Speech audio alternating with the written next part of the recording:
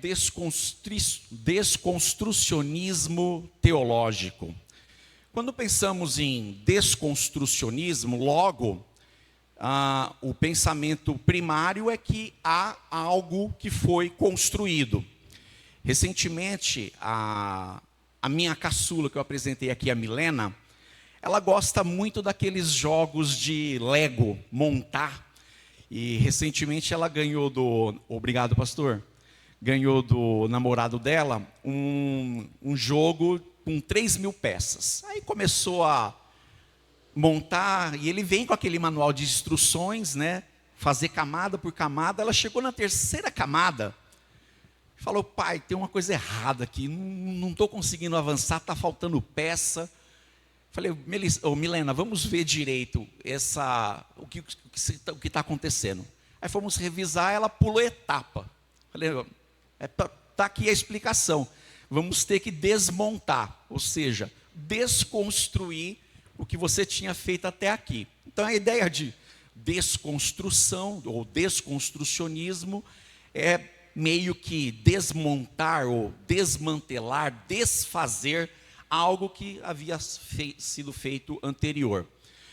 Eu acredito que o pastor Davilson apresentou esta figura aqui apresentada, Jacques Derrida, argélio, mas que viveu boa parte da sua vida na França, inclusive toda a sua formação acadêmica, e ele foi o proponente do método, ou uma metodologia chamada de desconstrucionismo, que traz essa ideia de desfazer algo, seja ela uma verdade, uma linguagem já tradicionalmente consolidada, de questionar, suscitar dúvida, de fazer um método investigativo, começando do zero, se for o caso, tendo que desmontar as peças já encaixada, colocada, enfim. E com isso, na sua formação, outras ciências passaram a adotar esse método para tentar avançar no conhecimento. E como a teologia, ela além de ser todo o estabelecimento do conceito de Deus, de sua pessoa, de sua obra, é também uma ciência, porque também tem seus métodos. E alguns enveredados na área da teologia abraçaram esse método do desconstrucionismo, tentando alinhar com o modelo de Deus, a vontade de Deus. Mas será que isso funciona? Pois bem, em relação ao desconstrucionismo teológico, os teólogos que abraçaram o conceito de Derrida dizem que a linguagem é instável. Linguagem da palavra de Deus instável. O texto não tem um sentido fixo. Quem dá o sentido é o leitor. Aí já é para a gente começar a ter o pezinho atrás. Deus, tem coisa estranha aí. Deus, tem fogo estranho aí. Além disso, quantas relações de poder. Estamos falando de um Deus soberano, um Deus poderoso. Poderoso é pouco, todo poderoso, infinitamente poderoso. Mas os adeptos da teologia desconstrucionista vai dizer que por trás de toda doutrina fechada, estabelecida, consolidada, petrificada, bom, os adjetivos para fortalecer a rocha da palavra de Deus são infindáveis. Dizer que haveria uma tentativa de controle e opressão daquele que ditou as regras. Não, Deus deve ser muito rígido quanto ao que ele estabeleceu. Vamos tentar rever, vamos tentar questionar, vamos desmantelar e tentar refazer a linguagem, essa relação de poder. Pois vamos dizer, a verdade, ela é construída, e construída por quem? Por todos nós, por mim, por você, presbítero Luciano. Então, aquilo que você achar do texto é a sua verdade, é a minha verdade, é a verdade de todo mundo. Ou seja, relativização da verdade. A teologia seria uma construção, então, cultural. Então, conforme o tempo, conforme a época, os pensamentos correntes que vêm e vão, tudo é verdade. E não haveria uma revelação absoluta. Em vez de se deliciar com a suficiência da revelação de Deus, conforme Ele deu, não. Vamos ver se a gente pode incrementar um pouco mais. Em síntese, o desconstrucionismo ligado à ciência da teologia vai trazer todos esses conceitos de que eu e você temos a capacidade de julgar e discernir o que é o que não é verdade, conforme o teu querer, o teu sentimento, tudo aquilo que passa no seu coração. Mas já dizia Jeremias, né? Enganoso é o coração do homem e terrivelmente o perverso. Quem o conhecerá? Deus conhece todas as coisas. Então, o nosso coração, irmãos e irmãs, nos engana. A nossa inclinação pecaminosa vai nos atrair como um ímã magnético para o pecado, e principalmente o pecado do ego, do eu, daquilo que eu, Marcos, quero, independente do que Deus pensa ou deixa de querer. Isso é a teologia desconstrucionista. Mas, irmãos e irmãs, eu pergunto, será que isso é algo novo?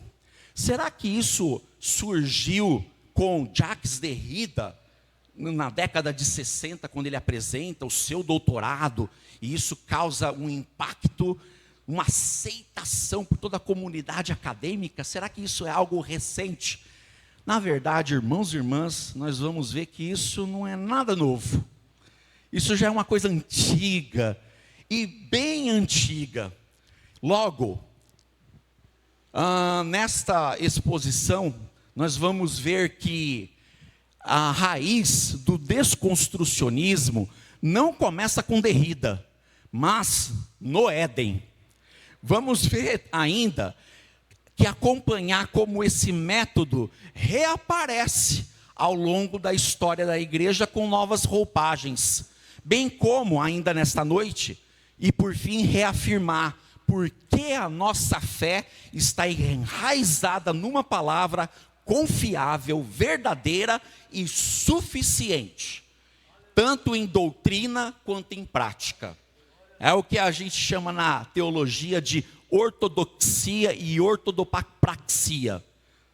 O conhecimento de Deus e a vida com Deus, para com Deus. Como já diz Romanos 11:36, porque dele, por ele e para ele são todas as coisas, glória pois a Deus eternamente, amém. Deus é tudo, e se Ele é tudo, não precisamos achar que há falta de alguma coisa, Ele já nos completa. Então, nessa primeira parte, vamos entender então as raízes da desconstrução teológica, e eu convido você, meu irmão e minha irmã, a abrir comigo em Gênesis 3, onde nós vamos ver a raiz de todos os males, inclusive a raiz do desconstrucionismo lá.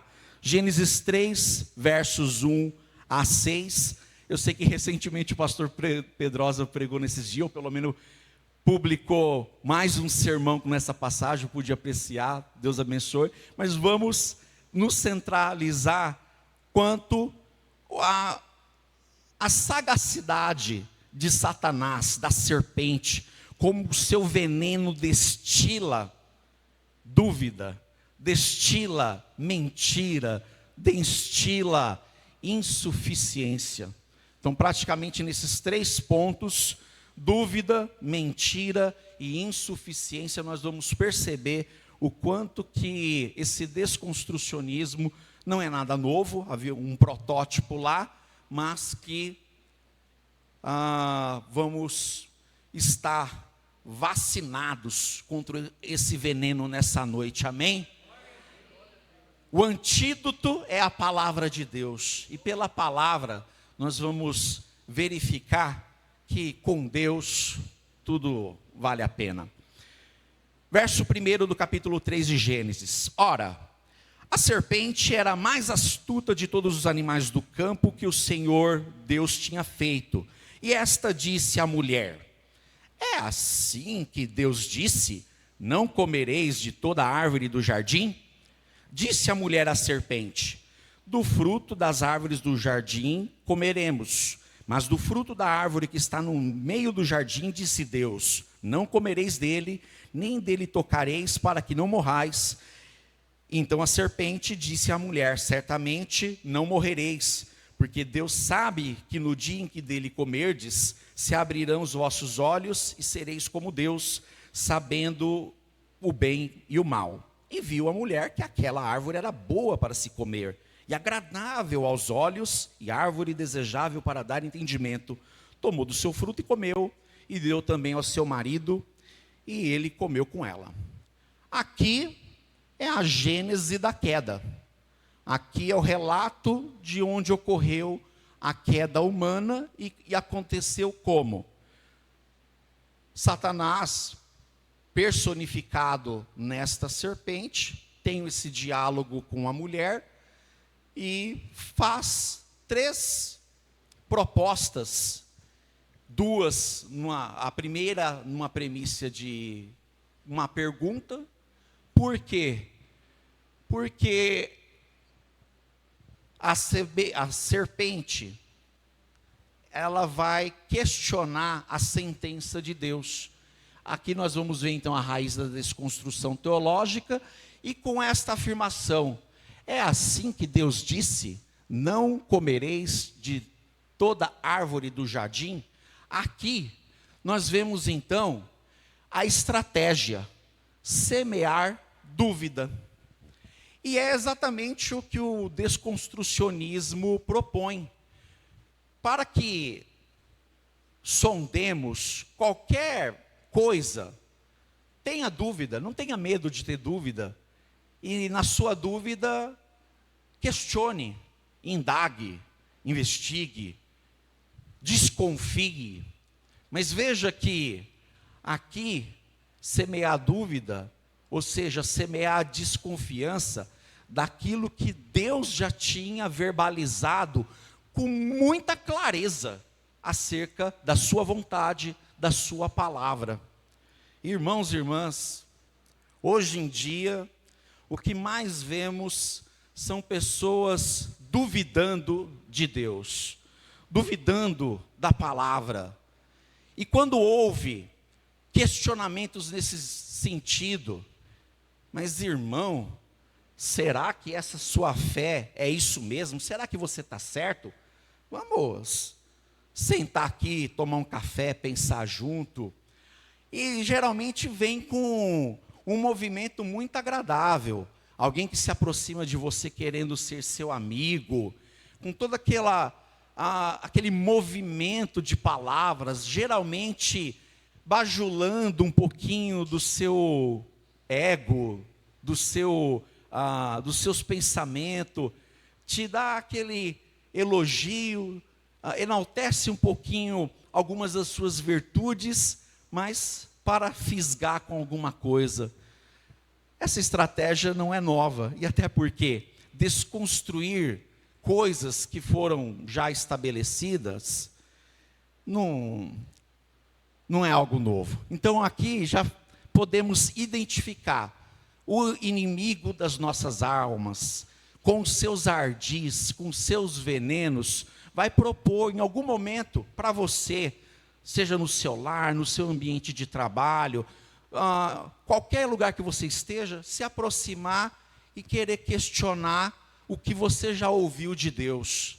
Tome cuidado com o movimento da serpente, tome cuidado com o veneno. Logo, a proposta, o princípio desconstrutivo aqui é: Deus não é confiável.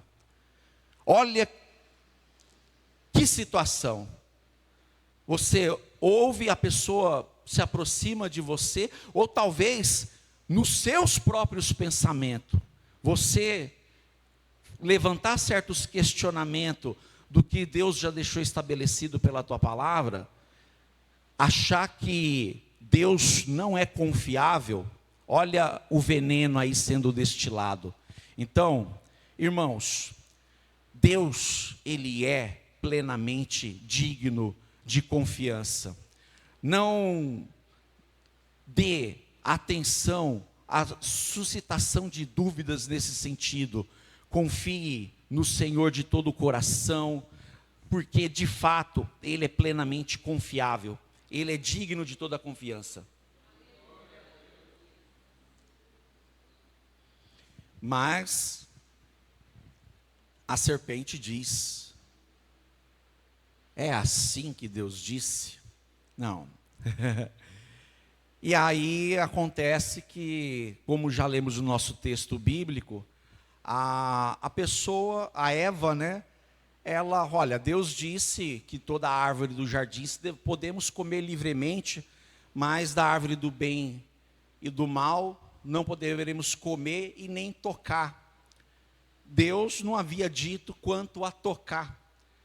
Ela até incrementa algo mais. A dúvida faz com que a gente repasse pela palavra e podemos sutilmente acrescentar algo. E ela não pode ser acrescentada, ela é suficiente. Logo, Deus é confiável. O problema é que o ardil da serpente não para por aí. Aí ela prossegue, dizendo: certamente não morrereis. Deus havia dado uma sentença. Sim, olha, vocês têm liberdade no meu jardim.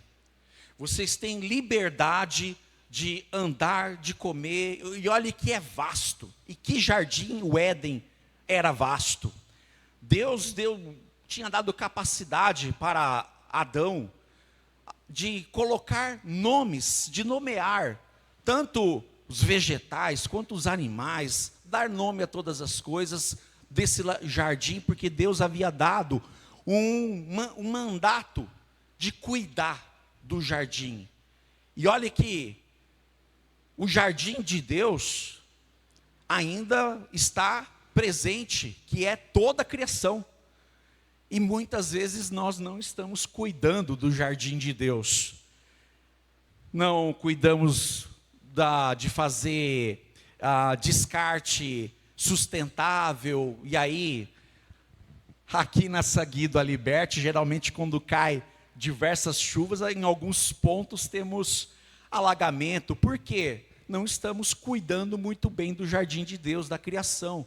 Então, assim, Deus confiou a toda a humanidade, principalmente aos seus filhos, o cuidado. Aqui só um exemplo. Mas voltando aqui, a serpente diz: certamente não morrereis. O que ela quer dizer de fato? Olha, Deus disse que vocês morreriam, mas não. Logo, o que ela está dizendo? Ela está usando como estratagema contradizer a palavra de Deus. Deus disse que morreria no dia. E de fato, quando eles pecaram, no dia eles morreram. Porque a morte não é só morte física. A morte, ela tem 3 aspectos: morte física, morte espiritual e morte eterna. Morte física é a separação do corpo da nossa alma e espírito do corpo. A morte espiritual é o rompimento da nossa relação com Deus. E o pior é a morte eterna, que é eternamente condenado, distante de Deus. Naquele dia, e não sabemos quantos dias passaram desde a criação, desde quando Adão e Eva foram criados, mas naquele dia se cumpriu a sentença: no dia em que dela comeres, certamente morrereis. E aí, pela contagem, 930 anos depois, Adão morre. Então, mas espiritualmente morreu naquele dia. E Logo, com a entrada do pecado no mundo, toda a criação sofreu uma alteração. Aquele corpo que não estava destinado para morrer, passou a morrer aos poucos.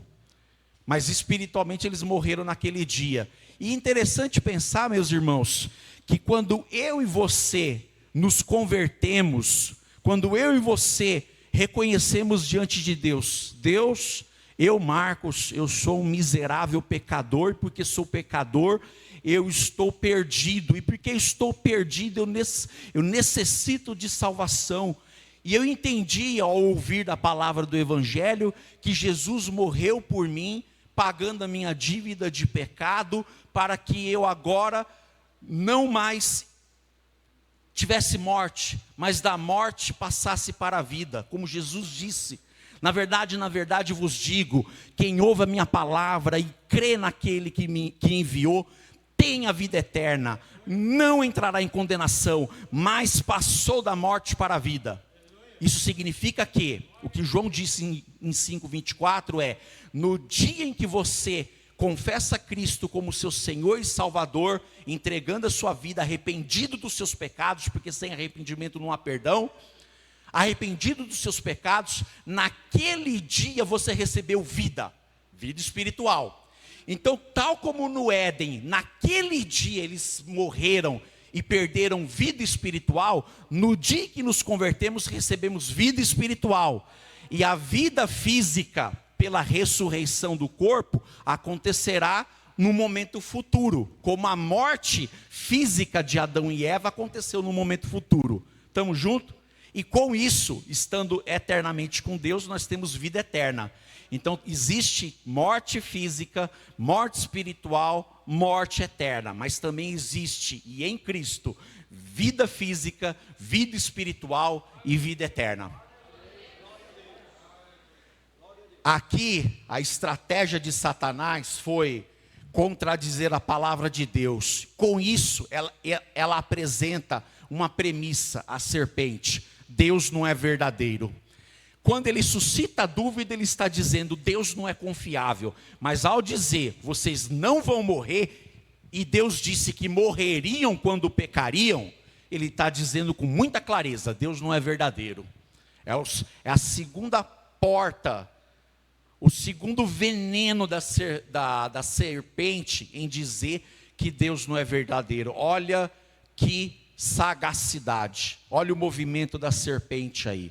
Então, com isso, não se contentando, e digo a serpente, não se contentando com o que já havia proposto para desconstruir a confiança na verdade de Deus, ela ainda vai dizer, e sereis como Deus, no verso 6. Olha, sabe o que eu tenho? Imagina a serpente dizendo, Pastor César, imagina a serpente dizendo, olha, Deus te fez do jeito que você é, mas isso não é suficiente. Será que Ele não está escondendo algo oculto? Será que quando você morder desse fruto que Ele proibiu, você não vai descobrir algo?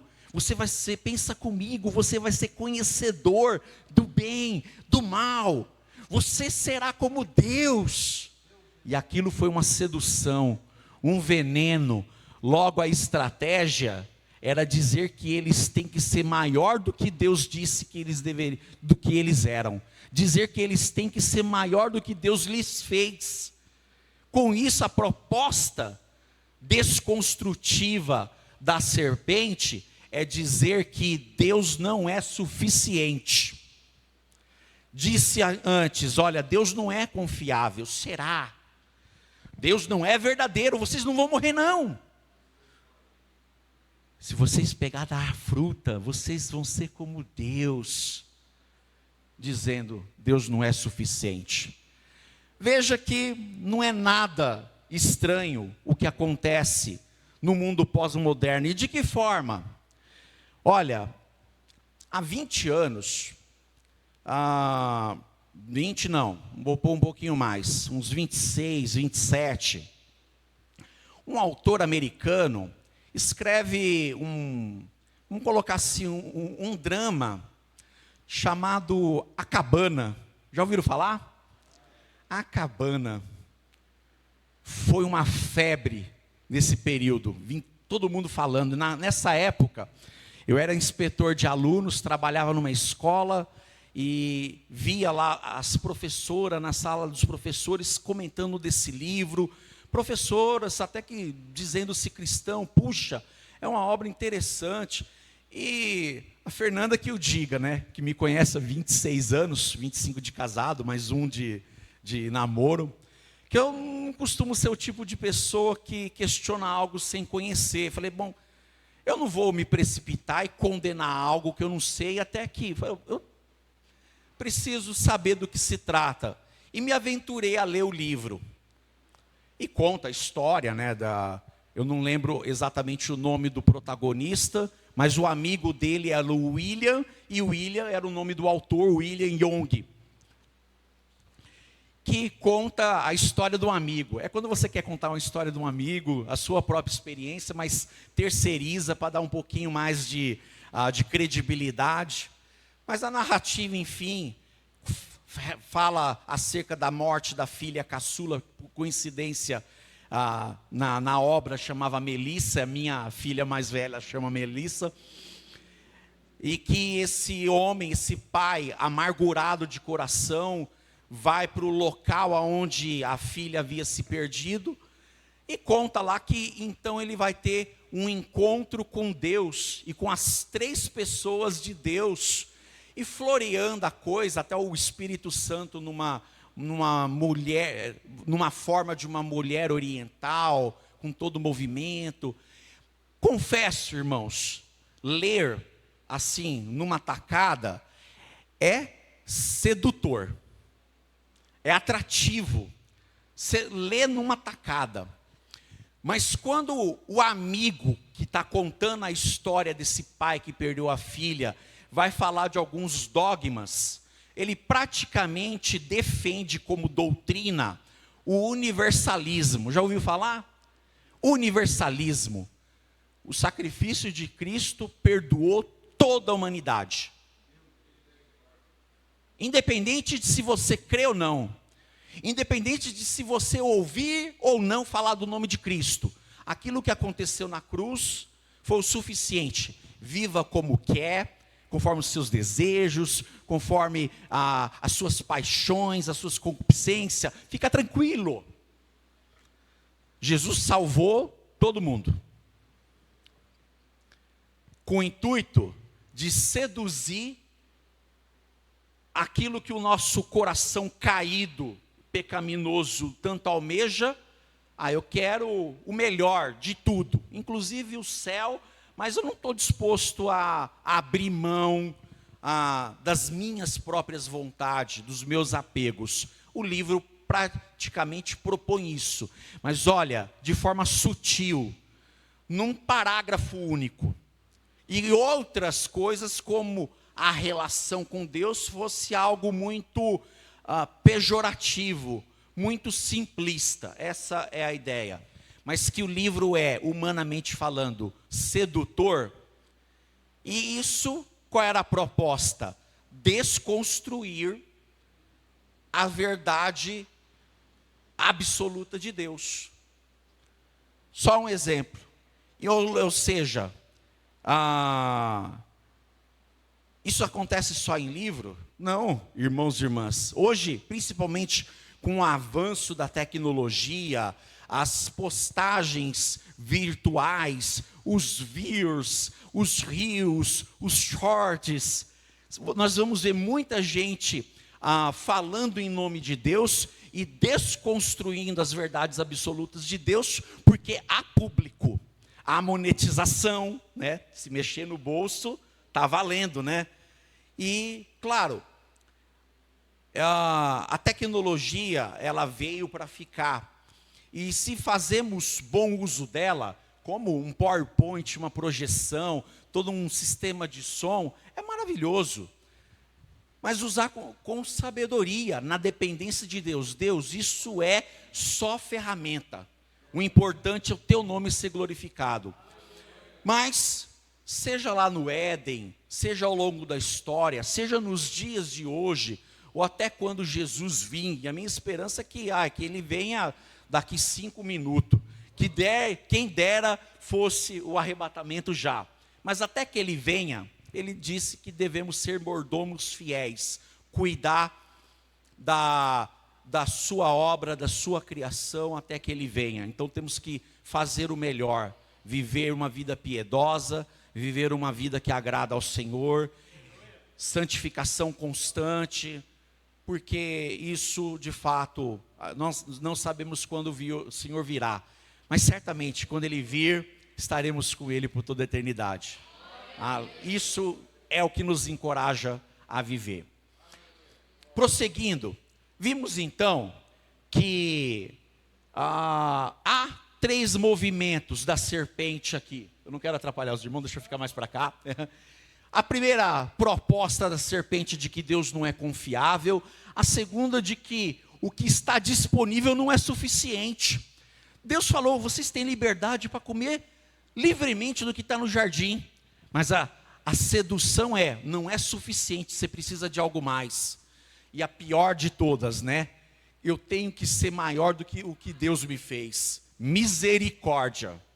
Que Deus tenha misericórdia de quem pense que o que está disponível não é suficiente e de que a pessoa tem que ser como Deus. E olha que interessante, lamentavelmente a dizer, há até movimentos que se diz cristão, que diz que o ser humano pode ser deificado, se tornar um Deus através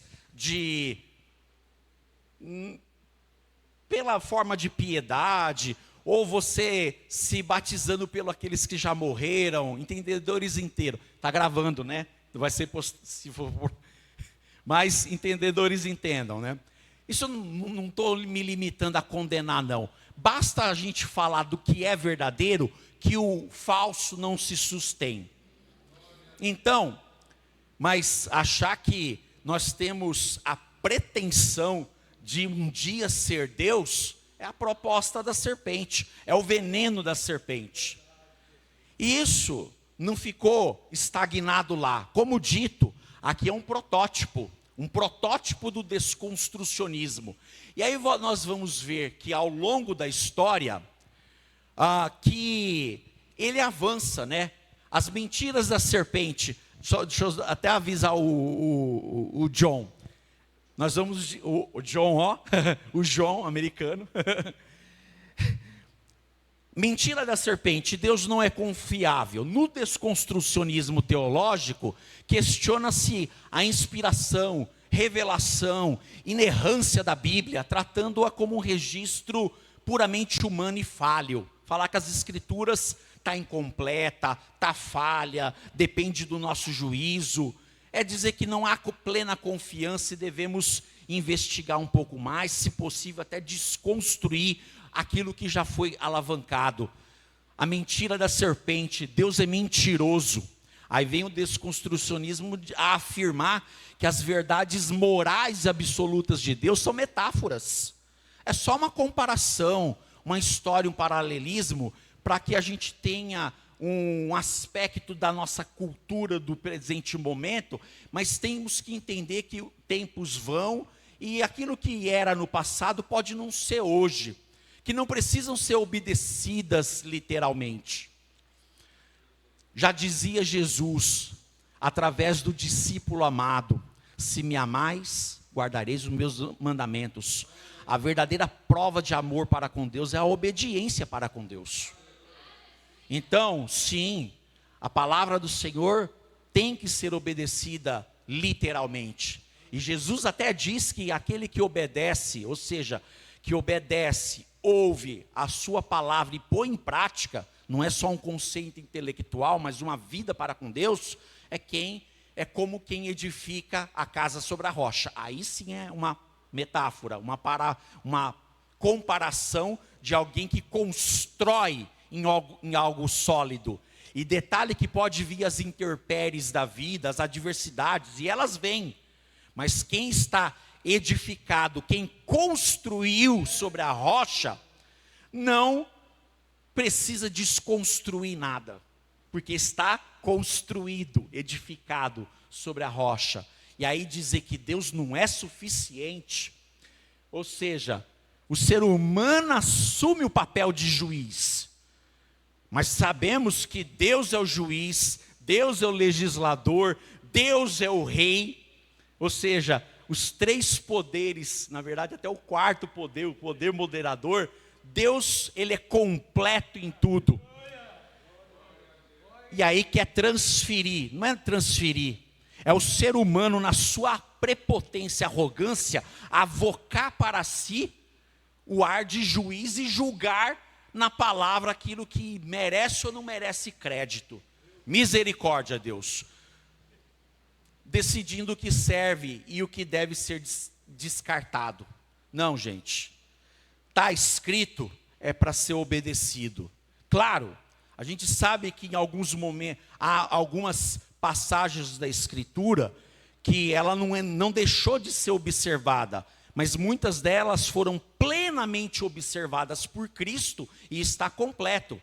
Nós não precisamos hoje fazer sacrifício de animais, de carneiros, de bode a cada pecado, porque o sacrifício do Cordeiro, o Cordeiro de Deus que tira o pecado do mundo, tirou o pecado do mundo do crente, do mundo daquele que confia e não desconfia. Então logo, para esse sim, obtivemos o perdão do pecado, perdão, salvação e vida eterna em Cristo Jesus. Mas precisamos obedecer. E essas, como muitas das legislações do Antigo Testamento, no que se refere à cerimônia, no que se refere à observância de calendários, os irmãos sabem, eu sei que essa é uma igreja madura na palavra, porque é edificada na palavra. Mas há princípios, mesmo no Antigo Testamento, que princípios precisam ser observados sim.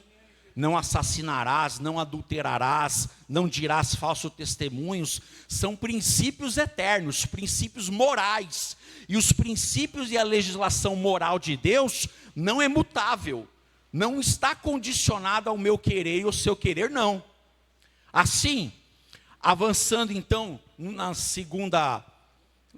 segundo bloco, se enquanto o primeiro nós vimos que as raízes da desconstrução, vou citar aqui pelo menos 3 exemplos de como a desconstrução teológica foi começando a tomar forma ao longo da história. Tanto no Primeiro Testamento... Está caindo? É para mim o microfone? Vamos trocar então. Fernanda, minha esposa, costuma dizer que eu falo muito alto. Fala, né? Bateria? Segunda parte da nossa exposição, nós vamos ver a desconstrução teológica ao longo da história, com alguns exemplos. Vimos nos primórdios quanto à exposição da serpente, mas vamos ver que o movimento da serpente, o veneno da serpente, ainda prossegue. Logo no primeiro século, irmãos, houve um movimento chamado gnosticismo, que ofereceu uma proposta de desconstruir a encarnação de Cristo Jesus. O que dizia esse movimento gnóstico? Gnóstico vem da palavra gnose, que do grego significa conhecimento. A proposta era que, olha, o que você busca do que já está revelado por Deus não é suficiente. Há algo oculto, há algo mais que você precisa conhecer. E se você se apropriar, tomar posse desse conhecimento, você será uma pessoa notável, em destaque. E sabe o que você precisa saber acerca de Jesus quando ele veio? É que o Jesus histórico não é o Cristo encarnado.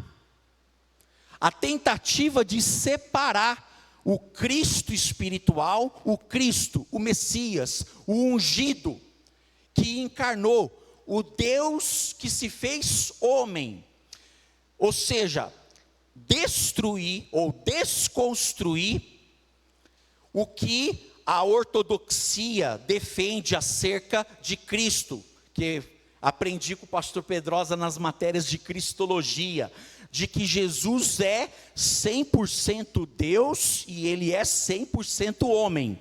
Ele não é meio Deus ou meio homem, como os mitos da cultura romano-grega, Hércules, o semideus, metade homem, metade Deus, querendo fazer uma associação que esse filho de Deus não é um Deus, um semideus, um Deus pela metade. Mas aqui o gnosticismo, ele queria separar de tudo e propondo que, olha, a gente sabe que o que é físico, o que é da carne, é mal. Logo, se o corpo é mal, é inconcebível pensar que Deus que é bom, habitasse isso que é mal. Só que o gnosticismo não falou que o nosso Cristo, ele encarnou de uma forma milagrosa. De que a piedosa Maria, quando virgem, concebeu, engravidou no poder do Espírito Santo. Logo, a concepção, a geração da gravidez, ela foi milagrosa. Então o corpo, ele não herdou o pecado do primeiro Adão, porque Cristo é chamado do segundo Adão, aquele que cumpriu o que o primeiro não cumpriu. Então, ainda que o corpo ele está fadado ao pecado, o corpo de todo outro homem, homem e mulher, mas não Cristo, porque a sua concepção foi milagrosa, a sua vida foi impecável, perfeitamente santa e plena, até o momento da morte. Então, não há nenhuma contradição em dizer que o divino encarnou, incorporou no humano. Foi a forma de Deus tornar-se homem, o Emanuel, Deus conosco, habitar, ou seja, tabernacular conosco, andar, habitar entre nós e nos dar não somente o exemplo, mas a missão de Deus de resgatar e salvar aquele que se havia perdido, eu e você. O gnosticismo vem com essa proposta bajuladora, veneno da serpente. Se você tomar posse desse conhecimento, que está oculto, mas disponível só para os privilegiados, e aí vem diversos outros movimentos, como a cientologia, a ciência cristã, com toda essa formosa, que é o protótipo do gnosticismo do primeiro século, do qual João vai dizer, João Pedro, às vezes os meus gestos são, se o corpo é mau, a redenção física é desnecessária, a desconstrução aqui é identidade de Deus. A serpente querendo desconstruir o que caracteriza de fato em Cristo Jesus, Deus, homem, redentor, resgatador. Tal como Paulo fala em 1 Coríntios 15, olha, se a ressurreição do corpo, e corpo físico, cremos de todo o nosso ser e coração, que Jesus, ele não ressuscitou como os gnósticos dizem, de uma forma espiritual, só o Espírito tomou a vida. Não, ele ressuscitou em corpo. Tal como ele disse para Tomé e para os demais apóstolos, venha, toque aqui, sou eu mesmo. Tem alguma coisa de comer? Me dê. Ele comeu peixe com os discípulos. Ele ressuscitou num corpo, mas um corpo glorificado. Esse mesmo corpo que eu e você, quando recebermos a vida espiritual, e já engatando com a vida eterna, teremos os nossos corpos glorificados. ou seja, quando Jesus voltar, e Ele voltará, nós seremos transformados num piscar, num abrir e fechar de olhos, ao soar da última trombeta. Quando a trombeta soar, os que estiverem vivos serão transformados, os que morreram em Cristo ressuscitarão a encontrar nos ares com quem estiver vivo e ser transformado. Nós vamos receber corpo glorificado, corpo transformado, vida, aquela vida que se perdeu lá no Éden, porque a proposta e a missão de Cristo é recuperar tudo que se perdeu. Claro, Deus sabia, estava na sua mente eterna, na sua presciência, além disso, na sua onisciência, mas o gnosticismo vem dizer, olha, foi só o Espírito. E aí é onde eu quero chegar. Paulo falou, se nós não cremos na ressurreição, é inútil a nossa pregação, é inútil a nossa fé. Está sendo desconstruída. Mas porque cremos na ressurreição de Cristo, é a nossa esperança. É o que nós celebramos mensalmente na ceia do Senhor. A vinda de Cristo, a nossa esperança que Ele há de voltar, como Ele disse, anunciais a morte do Senhor até que Ele venha. Logo, o que João, quando escreve essa primeira carta, ela era com esse propósito de combater o gnosticismo do primeiro século.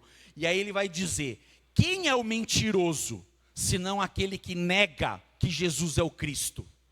Não pode separar o Jesus histórico do Cristo divino. Jesus Cristo, Ele é histórico e divino.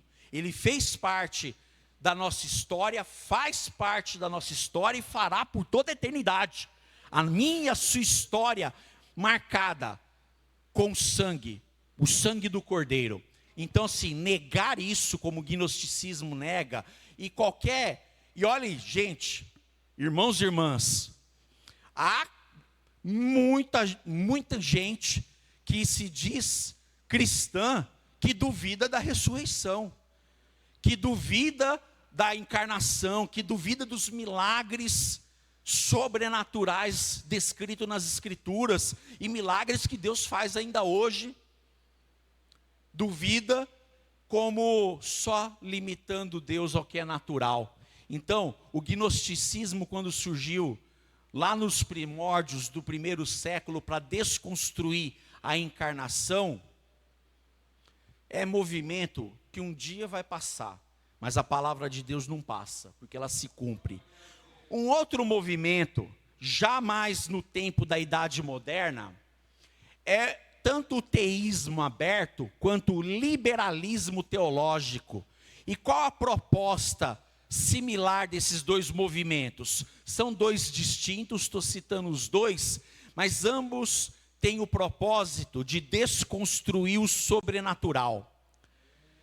Qual era o veneno da serpente através desse movimento? Dizer que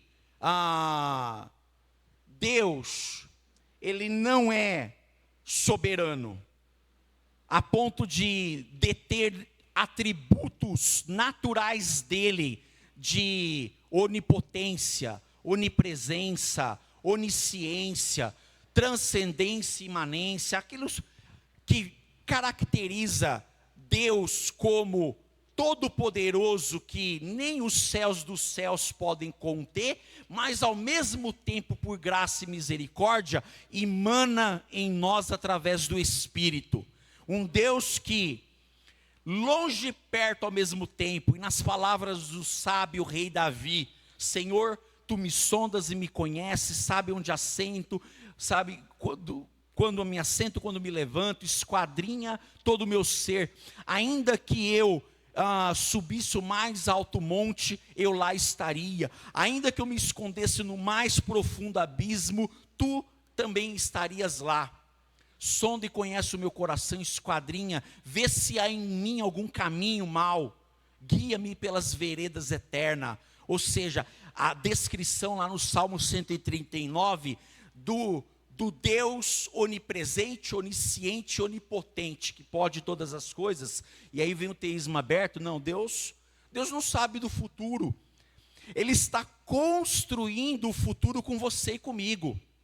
À medida que passamos pelo tempo, Deus vai passando conosco, não sabe o que vai acontecer, questionando então soberania, proposta de um teísmo light, teísmo Nutella, teísmo bem agradável, docinho. Eu gosto de Nutella, mas só o produto em si, não a vida como ela é. A vida pode ser difícil, mas Deus disse que, embora venha as aflições deste mundo, Deus está conosco, podemos descansar, Ele é suficiente nisso.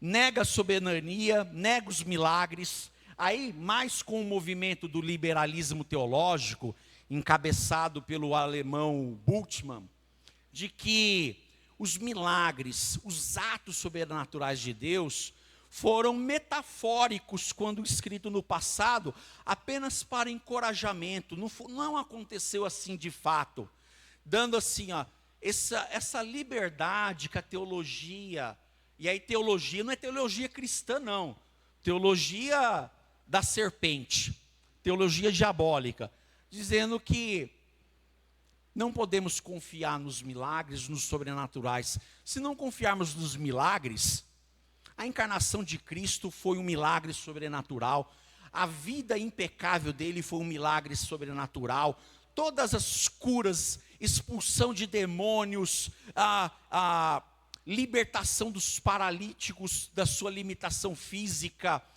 tudo isso aconteceu de fato, e aconteceu não somente pelas mãos de Cristo, pelos profetas do passado, como Elias, Eliseu, bem como outros, os apóstolos e profetas do Novo Testamento, inclusive os apóstolos não, os profetas, líderes, os cristãos de hoje, se Deus assim quiser. Como diz 1 Coríntios 12, mas a manifestação do Espírito é dada a cada um para o que for útil. Então Deus sabe para onde, quando que a manifestação dos dons podem acontecer. O liberalismo quer negar tudo isso, bem como ele quer desconstruir então o poder de Deus. Enquanto o gnosticismo queria desconstruir a identidade de Deus, aqui o teísmo aberto, liberalismo teológico, quer desconstruir o poder de Deus. Isso é impossível, porque Ele é todo poderoso, como já dizia Jeremias: Senhor Deus, eis que Tu fizeste os céus e a terra com o Teu grande poder e com Teu braço estendido, não Te é impossível coisa alguma. Tudo é possível para Deus. Jesus Cristo mesmo falou: há coisas que ao homem é impossível, mas para Deus tudo é possível, replicando as palavras de Jeremias. Então, irmãos e irmãs, vem movimentos assim, o movimento do teísmo aberto e liberalismo teológico, ele começou a ter a sua cara, a sua forma, a sua roupagem no tempo do iluminismo. O que foi o iluminismo? Não, temos que sair da idade das trevas, em que o cristianismo romano engessa a mente do homem, ele não tem capacidade para pensar, precisamos de liberdade da religião opressora, e vem com toda essa proposta iluminista, renascentista, aí o liberalismo teológico já avançando no século passado, no século XX, mais com cara de academicismo, mas a palavra do Senhor, ela é poderosa para guardar o meu e o seu coração. Glória a Deus, irmão, de fato, de todo o coração, podemos, isso aqui, irmãos e irmãs, é para que eu e você identifiquemos como é o ardil do maligno e venhamos nos esquivar, venhamos ter cuidado e ficar firmes na rocha. Aí então, chegando no século 20 e 21, o desconstrucionismo pós-moderno, encabeçado por Derrida, em que a ideia é a desconstrução dos valores absolutos. Os valores absolutos não são absolutos, gente. É relativo. É aquilo que você construiu, o que você fizer está valendo. Desconstrua essa mentalidade engessada, olha o veneno, o ardil. É a tentativa de relativizar tudo. A tentativa de dizer que Deus é o que você quiser que Ele seja. Onde a verdade morre no altar da subjetividade. É tudo subjetivo. O que você pensar está valendo, o que eu pensar está valendo. E se o que você pensar é diferente do que eu pensar, não importa, ninguém está errado, está tudo certo. O importante é não brigar. O importante é não discutir. Vamos viver o politicamente correto, viver na paz. Estar com os irmãos, estar junto. Olha, acerca desse já dizia João, né? Saíram do nosso meio porque nunca era dos nossos. Porque se fosse dos nossos, teria permanecido conosco. A palavra de Deus, irmãos e irmãs, ela é inesgotável para a nossa mente humana. Então, em Deus, podemos buscar, que sempre vai ter alimento novo. Como já dizia Davi também, no Salmo 23, alimentar de pastos verdejantes, fresquinho, porque a vara e o cajado dele nos conduz. E para águas refrigerantes, alimentos saudáveis da palavra de Deus. Logo, trata-se de desconstruir o caráter de Deus. Esse é o pior, pastor, de fato. Relativizar tudo é voltar àquela sagacidade de dizer que Deus é mentiroso. Não, Ele é a verdade de tudo. E como já dizia Isaías, ai dos que ao mal chamam bem. Olha a relativização aqui. E ao bem mal. Isso que é mal, que você está achando que é mal, fica tranquilo, está tudo bem. Agora isso aí que você está dizendo que é bom, a liberdade em Cristo, isso é mal, está te prendendo, está te engessando, está te dogmatizando. Inversão de valores, que fazem das trevas luz, aquilo que Deus condena como trevas, dizer que está tudo branquinho, está tudo limpo, fica tranquilo. E do oposto, né? Daquilo que verdadeiramente é luz no Senhor, entenebrecer, escurecer a nossa visão, voltar a colocar novamente o véu, para que não vejamos o que Deus abriu, rasgou, de uma vez por toda, das delícias da sua palavra, que fazem do amargo doce, e do doce amargo, inverter tudo. Então, o que Isaías apontou, acerca da relativização, a desconstrução para hoje quer oferecer a mesma coisa. Já dizia o sábio Salomão, nada há novo debaixo do céu. O que foi, é. E o que já acontece hoje há de ser. A gente vive numa forma cíclica até que venha o Senhor. Então, irmãos e irmãs, ao longo da história, no primeiro século com o gnosticismo, irmãos, poderíamos, se a gente estudar um pouquinho, compartilhar um pouquinho do que aconteceu em toda a história da idade cristã, nós vamos ver que nada novo, aquilo que no Éden foi proposto, só toma uma nova forma. E é interessante porque a serpente, quando ela quer avançar, ela tem que tirar aquela roupagem, aquelas escamas, para que possa expandir um pouco mais, né? Resseca-se a pele, ela troca de pele para poder avançar um pouquinho mais. Mas, graças a Deus, quando vemos lá em Apocalipse, que o dragão, a antiga serpente, que chama Diabo e Satanás, foi destruído pelo Filho da mulher, Cristo Jesus. E aquela mulher não é Maria, não. É o Israel de Deus que gerou o Filho para nós, o Filho de Deus.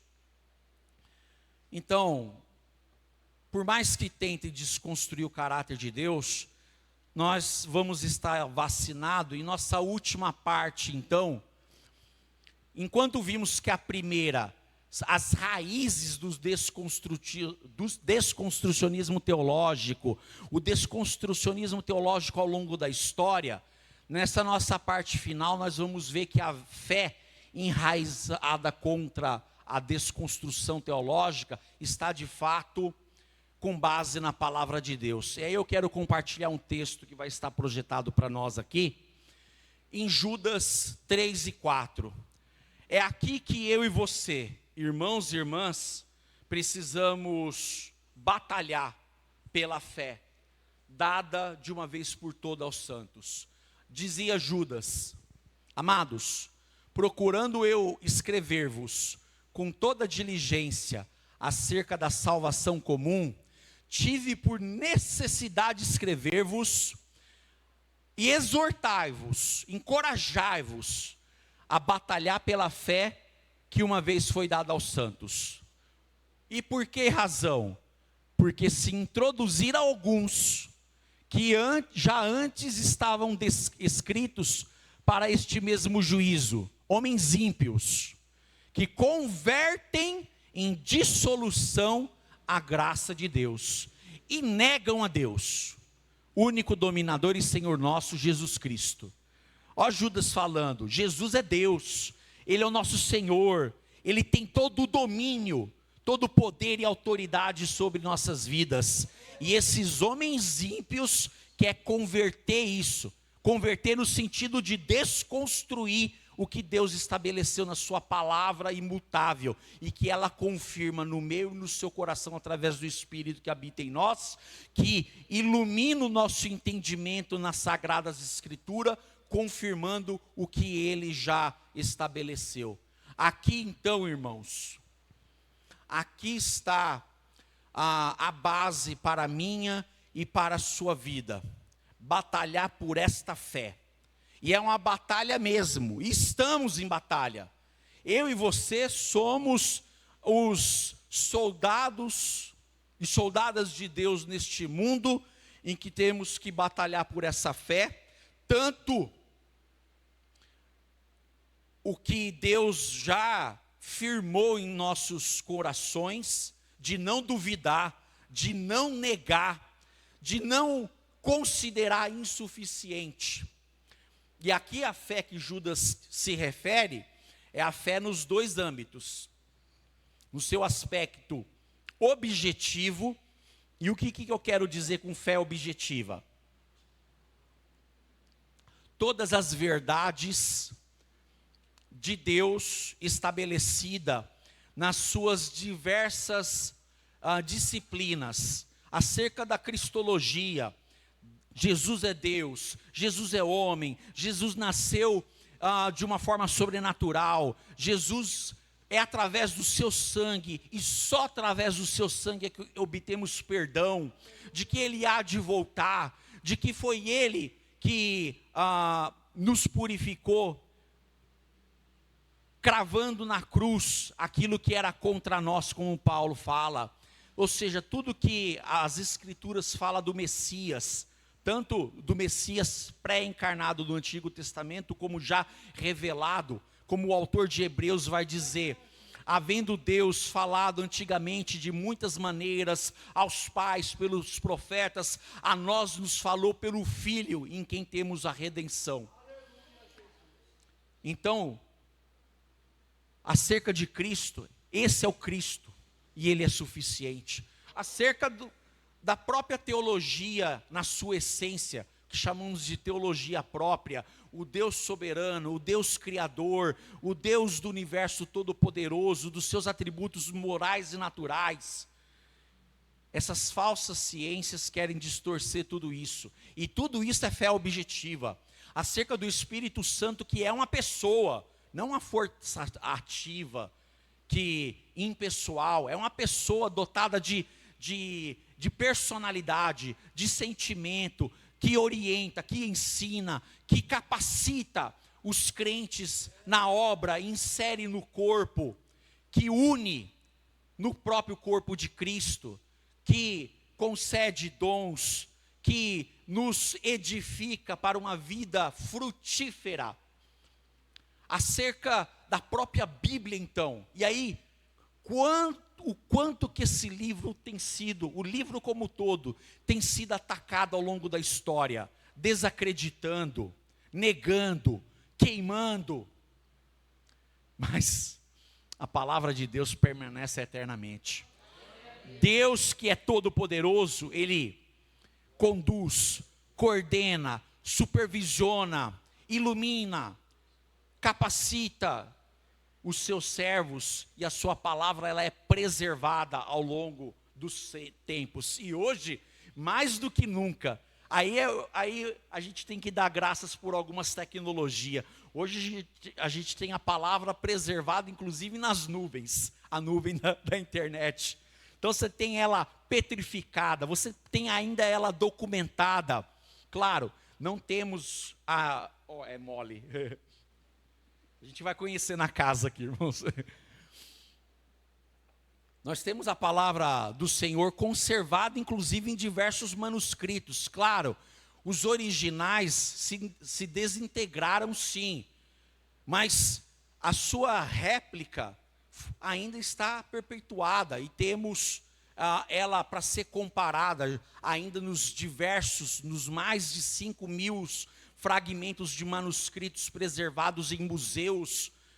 E agora, na internet, olha, eu amo muito tecnologia, procurando e dependendo de Deus para lidar. Um aplicativo hoje que a gente tem no celular, a gente tem diversas versões em diversos idiomas, inclusive os idiomas originais, podendo ter o interlinear. Da última vez que eu tive aqui, o pastor comentou da Bíblia interlinear que ele tem ainda no papel físico. Nós temos no físico, nós temos no eletrônico. Irmãos, está acessível. É o que já dizia lá na palavra. Aonde está a palavra? Está aí, perto de você. Só agarrar, eis a oportunidade, o dia da salvação, acessível a todos nós, quando abraçamos a palavra de Deus. Então não há desculpa. Hoje, essa pessoa fala assim, eu não tenho dinheiro para comprar a Bíblia, baixa de graça. Tem diversos aplicativos muito bons. Então, como eu já disse, a minha esperança é Jesus voltar já. Mas se não voltar, é nossa, né, pastor? De todos nós que amamos e ansiamos pela sua vinda. Mas pode ser que até a palavra de Deus pode se materializar para conservar numa outra forma. Lá na nossa igreja, a Igreja Batista do Jordanópolis, nós compartilhamos, para incentivar a igreja todo dia a ler a Bíblia, o áudio. Então, todo dia lá no grupo da nossa igreja compartilhamos os capítulos da Bíblia para lermos juntos, individualmente, pelo menos num plano de leitura de um ano. Então, e irmãos do ano passado para esse ano até compartilhou com alegria, falou assim, irmãos, eu li a Bíblia durante toda a vida de forma parcial, fragmentada, e agora nesse novo modelo e no coletivo, um encorajando o outro, li ela completa.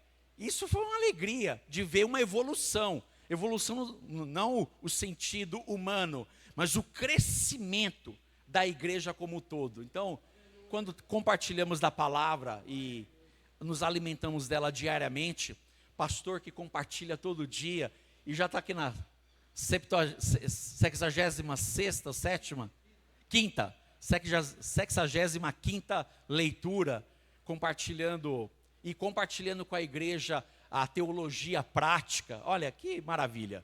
Isso é palavra de Deus acessível. E usando o quê? O Zap, né? O Zap. Então, para todas as idades. Batalhar pela fé, irmãos e irmãs, uma vez dada aos santos. Isso na fé objetiva e inclusive na fé subjetiva. Qual a diferença? A fé subjetiva é a nossa confiança pessoal, como o autor de Hebreus define, conceitua fé. Fé é o firme fundamento das coisas que se esperam e fatos e a convicção de fatos que não se veem. Aí esse versículo eu memorizei na atualizada, né? A atualizada, Almeida atualizada vai dizer: a fé é a certeza das coisas que se espera e a convicção de fatos que não se veem. Nada diferente do que traz a Almeida corrigida, revista e corrigida, ou a Almeida corrigida fiel. Ela é a prova, ela é a convicção, ela é a certeza. E é subjetiva sim, porque subjetiva no sentido de que é inerente ao sujeito, eu e você, exercendo confiança plena no Senhor. E lá no verso 6, o autor vai dizer: e sem fé é impossível agradar a Deus. Essa fé que nos move, inspiração até de canções, que nos impulsiona, ela é subjetiva porque é inerente ao sujeito eu e você, mas ela é também subjetiva, o que Deus consolidou na sua palavra. Judas quer que defendamos ambos, a sua palavra e a nossa convicção no Senhor. E isso vamos estar vacinados contra o veneno dessa serpente. Por quê? Continuando. Aqui, Mateus 7, é a nossa memória de que Jesus disse, que aquele que edifica a sua palavra, aquele que constrói a sua vida na palavra, é comparado a quem constrói a sua casa na rocha. Solo firme, solo sólido, vou ser redundante aqui, mas se vem ventos ventos de doutrina, e edificamos a nossa fé, a nossa vida em solo arenoso, solo relativizado, aí não estamos andando com o Senhor, não. E eu quero fazer aqui uma defesa da palavra de Deus, que é uma ciência teológica, biblicista, que tem métodos. Se o desconstrucionismo tem métodos, a nossa vida com Deus na palavra também tem métodos. Esse termo grego de exegese aqui significa extrair do texto que é do texto. E aí tem o oposto, que não é bíblico, a exegese, que é eu impor para o texto o que eu já penso preconceituosamente, com um conceito já formado. Aí as pessoas nadam de braçada, pegam parábolas de Cristo e fazem comparação dizendo daquilo que não disse o texto, e floreiam e alegorizam. Não, gente, cavem fundo, porque está lá. A verdade de Deus, ela é absoluta, ela está lá. Pela extração, pela exegese, Deus tem muito a falar e é uma fonte inesgotável. E aí um outro método, que é a hermenêutica, a Bíblia interpreta-se a si mesma, tem métodos de investigação. Faça as perguntas, perguntas básicas: quem, o que, quando, como, para o texto, e deixa o texto falar contigo. Fazer perguntas para o texto: Deus, me deixa eu entender como que isso de fato aconteceu. Não jogue da sua mente para o texto, confie que ele vai trazer tudo para ti.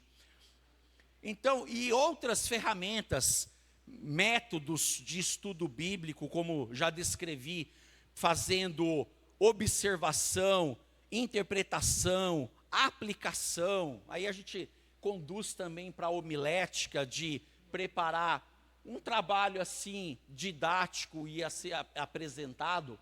Ou seja, exegese e hermenêutica não são opiniões, não. são ferramentas que respeitam a soberania do autor. Aqui é o detalhe. O autor que é soberano, Deus Pai, Deus Filho, Deus Espírito, ele vai dar para mim e para você o que já está no texto. Confie, busque e vamos ter o entendimento conforme o texto lido inicial.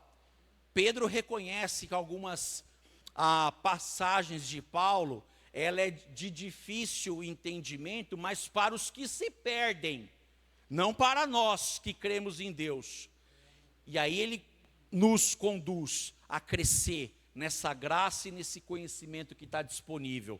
Quando vamos então para a Bíblia, que é inerrante, que é inspirada, que ela veio da parte de Deus através do Espírito, ela é suficiente. A Bíblia se autodeclara apta e pura. Quando lemos lá, toda a Escritura é divinamente inspirada e apta para ensinar, para corrigir, para redarguir, para instruir em justiça, a fim de que o homem de Deus, homem e mulher de Deus, o homem humano, seja perfeito e perfeitamente habilitado para toda boa obra. Ela é suficiente. Então não precisamos desconfiar. Será? Ou pior, não, eu preciso atrás de algo que está oculto. Já dizia Moisés, Deuteronômio 29 e 29, as coisas reveladas, a palavra revelada, pertencem a nós e aos nossos filhos. Mas as encobertas, sim, pertencem ao Deus, porque Ele é infinito.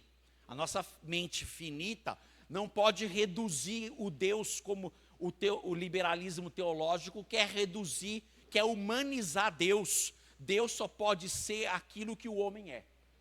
Isso é limitação que Deus olha dos seus altos céus e diz, coitado.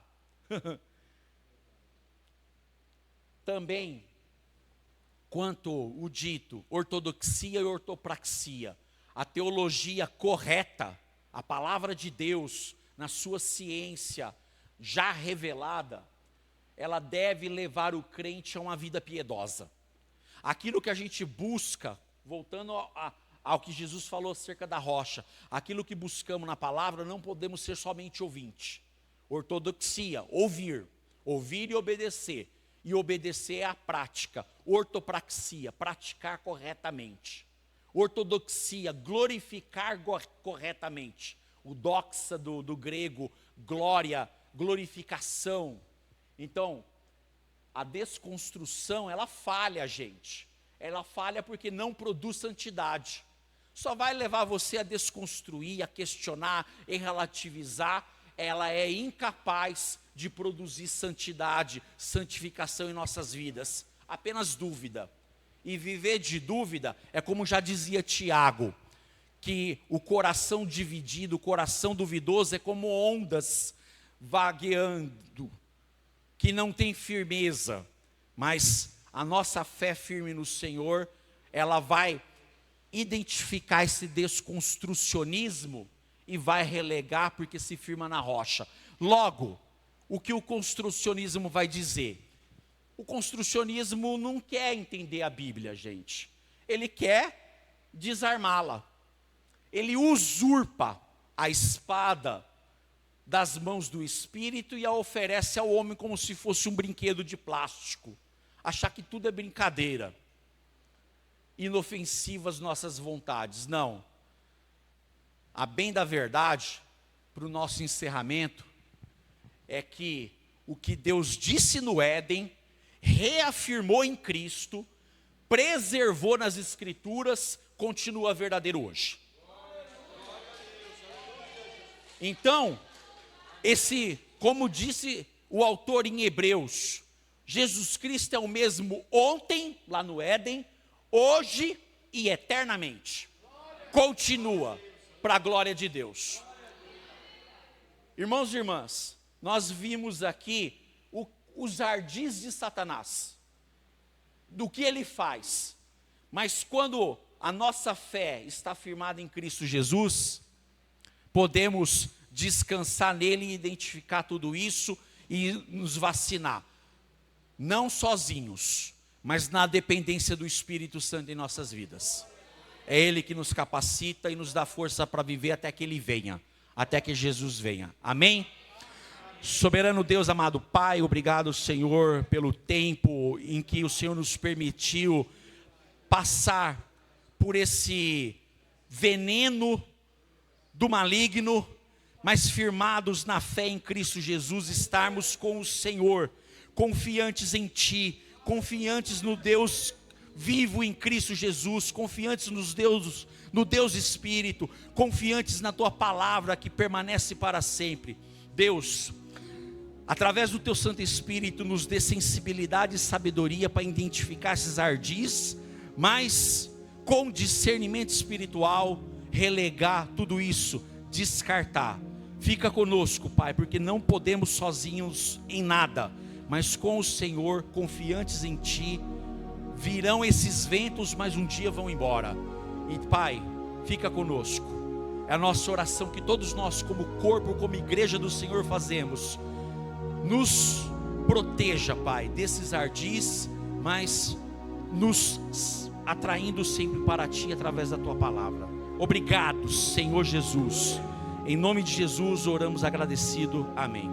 Pastor. Toda a glória a Deus.